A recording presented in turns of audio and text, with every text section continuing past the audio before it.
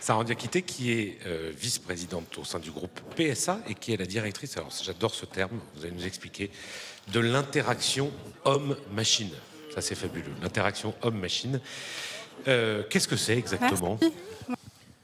Alors, les interactions machines, ce sont tous les moyens qu'on met à la disposition d'un utilisateur pour pouvoir interagir avec son véhicule, pour pouvoir dialoguer avec lui de manière intelligente, pour qu'il soit compris et pour qu'il puisse se faire comprendre. Donc, dans un véhicule, on communique avec son véhicule, avec quelque part la reconnaissance vocale, avec des écrans tactiles, avec des graphismes qui s'affichent dans les écrans, avec un volant, avec tous les boutons et tous les moyens qu'on a finalement pour se faire comprendre de son véhicule. Pendant que vous allez nous expliquer tout ça, il y a un petit film qui passe derrière nous, vous pouvez voir là et ici. C'est quoi ce petit film, juste pour qu'on comprenne le contexte? Alors, comme beaucoup de constructeurs automobiles, on a besoin de faire des études et des recherches sur qu'est-ce que pourrait être la mobilité de demain. Et pour le faire, on a déployé un certain nombre de dispositifs, dont l'Open Lab Design, qui est un réseau d'écoles de design, de développement, d'ingénierie, avec lequel on travaille très régulièrement pour nous aider à nous projeter finalement sur ce que la génération suivante, la génération Y, la génération Z, peut attendre d'un véhicule dans un futur proche. Et donc c'est eux qui ont travaillé sur ce film d'anticipation quasiment. Tout à fait. Donc ce film est la synthèse des travaux qu'on a menés avec un certain nombre d'écoles en France et puis dans le monde autour de la mobilité de demain, autour du véhicule autonome. Et donc ça a pris un certain temps, mais on a pu agréger tous les travaux qui ont été menés par ces étudiants pendant plusieurs années pour proposer une vision qui est finalement la synthèse de leur livrable. Alors on va revenir un peu au début, non pas au début de l'automobile quand même pas, on n'a pas toute la nuit, mais juste est-ce qu'on peut parler de révolution au sein de l'automobile? Avant de la voix et du son, il y a quand même eu ces dernières années une évolution majeure qui est non plus l'anticipation justement, mais l'arrivée de voitures intelligentes, semi-autonomes, je ne sais pas comment vous les appelez exactement, mais disons de voitures dans lesquelles on ne fait plus que conduire et parfois même où on conduit de moins en moins. C'est une révolution ? Je pense qu'on peut parler de révolution dans la mesure où on ne conçoit plus aujourd'hui les véhicules comme on les concevait, ne serait-ce qu'il y a une dizaine d'années. Les véhicules sont plus propres, avec des motorisations qui émettent beaucoup moins de CO2 qu'auparavant. L'électrification suit son cours et a été accélérée très récemment par des décisions prises par le Parlement européen. Ce sont des véhicules qui sont plus intelligents, qui sont connectés, de plus en plus connectés, qui sont capables d'embarquer un certain nombre de services auxquels on n'avait pas accès, ne serait-ce qu'il y a 5 ans pour certains d'entre eux. Ce sont des véhicules autonomes, c'est-à-dire qui commencent à automatiser un certain nombre de tâches pour alléger le conducteur des interactions machines qui ne lui sont pas forcément agréables, parce qu'il peut y en avoir qui ne sont pas agréables. Conduire dans les bouchons, ce n'est pas toujours très agréable. Et donc l'idée, c'est vraiment tout doucement, par l'automatisation des tâches qui ne sont pas considérées comme agréables en conduite, aller vers une conduite de plus en plus détendue et sécurisée.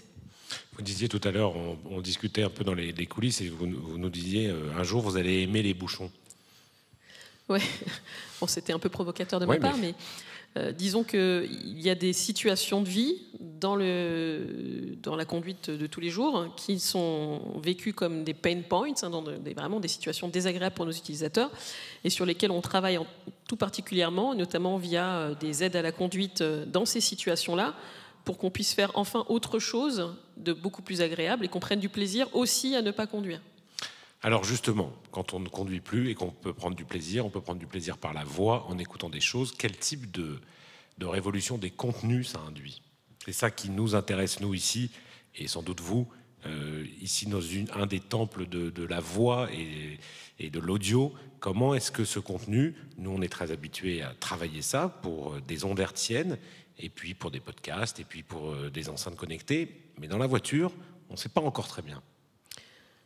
Alors du coup, ça va me permettre d'en profiter pour vous remercier de votre invitation parce que, effectivement, quand on est constructeur automobile, une des premières activités qu'on propose dans la voiture, c'est la radio. Historiquement, c'est la radio. C'était avant considéré comme, enfin il y a longtemps maintenant, mais comme un plus. Tout à fait. Et je pense que ça fait toujours partie des prestations attendues dans un véhicule. Un utilisateur rentre et la première chose qu'il fait, il met le volant, il met la clé, véhicule, et il met la radio. Donc on pourrait se poser la question, est-ce que ce rituel sera encore pertinent à l'horizon du véhicule autonome? Est-ce que c'est vraiment ce premier geste qui sera fait à l'horizon du véhicule autonome? On a utilisé le prétexte de ce rendez-vous que j'avais aujourd'hui avec vous pour brainstormer au sein de l'équipe, réfléchir ensemble créativement à ce que ça pourrait vouloir dire qu'une activité autre que celle qu'on fait aujourd'hui dans la voiture à l'horizon du véhicule autonome. Et beaucoup d'idées sont sorties de cette séance. Et donc je voulais venir en témoigner auprès de vous, parce qu'il y a beaucoup d'attentes. On ne veut pas s'ennuyer dans le véhicule. Il y a beaucoup d'attentes. Et ce qu'il faut savoir, c'est que quand on est dans un véhicule, le constructeur sait exactement où vous êtes assis et qui parle. Ne serait-ce que parce qu'il y a des micros pour pouvoir interagir avec le véhicule. Donc il y a des micros qui entendent vos commandes et qui sont capables de vous afficher la clim si vous demandez la clim, ou je ne sais pas moi, d'afficher la destination. C'est ce qu'on appelle la reconnaissance vocale. La reconnaissance vocale et la commande vocale. Voilà. Oui. Donc on sait exactement où sont assis les personnes et qui parlent. À partir de là, une expérience toute bête comme écouter une histoire peut devenir totalement interactive. Parce que chaque personne est en capacité d'interagir, de poser des questions et d'interrompre peut-être l'histoire, de la réorienter. On sait également où vous allez, où vous êtes. Il y a un GPS dans un véhicule. Et donc, on peut complètement imaginer qu'au sein de cette histoire, on se serve des éléments, des points d'intérêt qui sont autour de soi, qui sont dans l'environnement direct du véhicule. On passe à côté de la cathédrale de Chartres et tout d'un coup, la cathédrale de Chartres rentre dans l'histoire. Pourquoi pas ? D'un seul coup, tout devient permis, puisqu'on peut interagir avec l'environnement. On le fait déjà, j'ai envie de dire naturellement, à travers le GPS. Toutes ces informations sont disponibles. Et donc, les créateurs de contenu doivent imaginer quel genre d'histoire interactive serait pertinente parce qu'on est dans un véhicule. Ça, c'est un exemple. On est également dans une situation beaucoup plus confortable que peut-être d'autres contextes d'écoute. Et à partir de là, on peut aussi faire rentrer le confort dans le contexte de l'histoire. Est-ce qu'on n'est pas plus captif aussi ? Quand on écoute du son, que ce soit dans les transports en commun, chez soi, dans une cuisine, dans une salle de bain, on fait toujours autre chose. Dans la voiture, surtout la voiture intelligente, il n'y a plus rien d'autre à faire, en gros. Alors, à part surveiller vaguement la route. Alors oui, quand on est en véhicule autonome, on n'est plus obligé de superviser la conduite. Le véhicule est responsable, s'en occupe pour vous. Donc on pourrait se demander finalement qu'est-ce qu'il y a de différent entre le mode manuel et le mode autonome. Donc la première chose, c'est que vous n'êtes pas conceptuellement en mode autonome, vous n'êtes plus dans une voiture. Vous êtes là et par ailleurs ça avance. Donc en fait, il faut même oublier le terme de voiture, quoi. C'est ça, on n'est plus dans l'automobile. C'est plus un concept de voiture qui vous transporte. Vous pourriez être dans le train ou dans l'avion, ce serait presque pareil. À la différence près que dans votre véhicule, on sait exactement où vous êtes assis. Et encore une fois, on maîtrise tous les équipements. Donc on peut proposer des expériences beaucoup plus immersives dans un véhicule que nulle part ailleurs. Ça, c'est le premier point. Et par ailleurs, quand on est dans un véhicule autonome, on peut proposer des expériences exclusives à ce contexte dans la mesure où on pourrait presque faire un voyage dans le voyage. Vous voyez, on pourrait presque être en train d'anticiper l'arrivée parce que, encore une fois, grâce au GPS, on sait où vous allez, ou retarder le départ. Voilà, si on a envie de continuer quelque part l'activité qu'on faisait avant de rentrer dans la voiture, potentiellement, c'est possible. Mais qui va fabriquer tous ces contenus? C'est vous? Ah non, nous sommes d'humbles constructeurs automobiles, mais nous avons une vision, c'est-à-dire que nous avons envie d'apporter une vraie valeur ajoutée dans cette expérience de mobilité autre que la mobilité où l'on conduirait. Et donc on attend beaucoup des éditeurs de contenu pour qu'ils tirent vraiment parti de tout le potentiel de ce contexte de conduite, avec tous les équipements qui sont embarqués dans la voiture, intégrés dans les technologies de la voiture, et pour lesquels aujourd'hui finalement il n'y a pas beaucoup de propositions. Donc l'idée, c'est pas forcément d'aller se mettre à acheter des fournisseurs de contenu, c'est de pouvoir proposer des contenus qui sont pertinents parce qu'ils ont été pensés pour ce contexte-là. C'est-à-dire que vous fournissez en gros le système, vous fournissez l'environnement, et à des éditeurs de contenu de vous accompagner dans cette révolution. Oui, de nous accompagner nous et d'accompagner les utilisateurs qui vont attendre encore une fois, que le potentiel technologique qui est à disposition dans la voiture soit utilisé à bon escient. Mais on parle là de quelque chose qui est à quel horizon? Je sais bien que vous n'avez pas le droit de donner des noms de modèles, des années exactes, mais c'est des échéances, ce qu'on voit dans ce film d'animation, c'est des échéances à moyen terme, à long terme, à court terme. Enfin, on a tous, je pense, un peu de mal à s'imaginer quand est-ce qu'il y a encore beaucoup de gens qui roulent dans des voitures non autonomes, non intelligentes, qui changent de vitesse, qui ouvrent leurs fenêtres, qui regardent quand ils doublent. Enfin voilà, il y a encore une immense majorité des gens qui conduisent des voitures dites normales. Donc en fait, on sent bien que cette révolution, elle est en cours. Mais elle est en cours à quel horizon? Alors, comme vous l'avez bien rappelé, je ne peux pas donner de date précise, mais je pense que vous avez tous en tête les différentes spéculations qu'il y a en ce moment dans l'industrie automobile. On parle de début 2020, on est en 2018, fin 2018. C'est dans très peu de temps tout ça. Donc il faut vraiment que les éditeurs de contenu se préparent à proposer tout ce qui sera nécessaire de proposer pour prendre quelque part leur part à cette révolution éditoriale dans le véhicule. Vous voulez dire que nous, la Radio France, il faudrait qu'on s'agite beaucoup, ce qu'on fait en fait, mais on ne le dit pas non plus, pour travailler avec vous? Oui. Parce que vous manquez de contenu.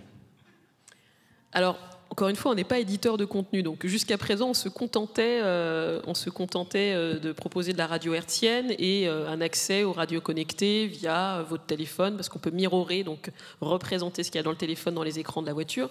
Et pour certaines voitures complètement connectées, on peut directement souscrire un abonnement et recevoir l'équivalent de son Deezer, son Spotify, de ce qu'on veut, hein, selon le pays du monde, dans son véhicule. Demain, l'utilisateur, encore une fois, aura les mains libres. Donc, qu'est-ce qui l'empêche de prendre son téléphone et de commencer à faire autre chose que simplement écouter un flux linéaire de radio? Rien. Donc, mon témoignage aujourd'hui, c'est surtout pour vous inciter à vous emparer, encore une fois, de tout le potentiel technologique et informationnel, puisqu'on sait quel espace est traversé, on peut complètement localiser les informations et donner du sens à l'expérience qu'on vit parce qu'on est en train de le traverser, ce qui n'est absolument pas le cas aujourd'hui. Bon, le message est très clair. S'il y a des gens dans la salle qui ont envie de se mettre à éditer des contenus pour le groupe PSA, il faut aller vite parce que sinon ils vont le faire eux-mêmes. Est-ce qu'il y a des questions dans la salle? Est-ce que cet univers de l'automobile vous fait réagir? Monsieur, là, je vois un bras qui se lève. Il est juste ici.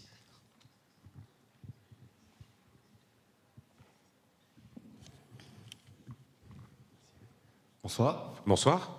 Vous dites que vous êtes de simples constructeurs automobiles, mais est-ce que vous ressentez quand même une responsabilité vis-à-vis des contenus qui sont accessibles dans votre véhicule? Alors une responsabilité, ce mot-là fait penser au juridique, responsabilité juridique. Au moins éthique. C'est une question, c'est une très bonne question, donc merci de l'avoir posée. C'est relativement délicat puisque cette révolution que nous sommes en train de vivre en la faisant, en la produisant, est encore n'a pas forcément toute sa maturité du point de vue de ce qui pourrait se passer dans la voiture. Pour ceux qui ont vu le film Wall-E, le film avec le petit robot où tout le monde se retrouve plus ou moins transporté, obèse, à échanger avec son voisin par l'intermédiaire d'un écran. Le futur de l'automobile, si on ne fait rien, si on n'y pense pas, ça pourrait tout à fait être ça. Et éthiquement parlant, c'est pas du tout ce qu'on souhaite. Donc,